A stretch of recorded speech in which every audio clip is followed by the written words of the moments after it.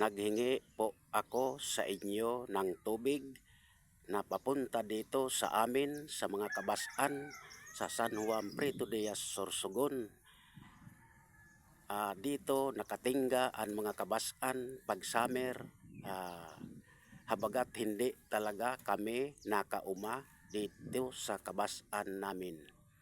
Naabutan na itong dam ng mga magulang namin. Namatay na yung mga magulang namin, hanggang ngayon wala pa ring tubig. Naghihingi po kami niya ng tubig na papunta dito. Pakiayos naman po ng dam dyan sa San Antonio, sa Pinakamin. Tapos yung papunta dito sa amin na ano yan, para magkaroon po kami ng tubig.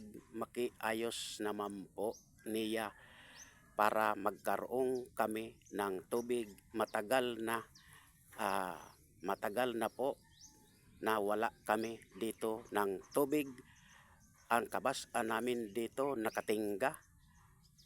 Matagal na naghihintay kami ng tubig.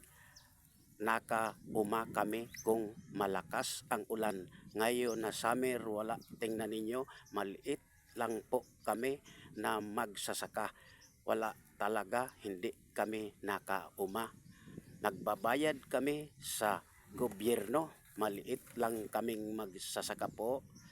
Pakiayos naman po niya ng tubig para magkaroon kami ng tubig. Pakiayos naman po na papunta dito sa San Juan Prieto Diaz, Sorsogon. Marami dito ang nagtatanong bakit wala pang tubig dito na papunta sa atin. Maraming nagtatanong po niya. Dito na lang po nagtatapos, nag-uulat po. Salamat po niya. Nagbabalos, nag-uulat. Thank you very much.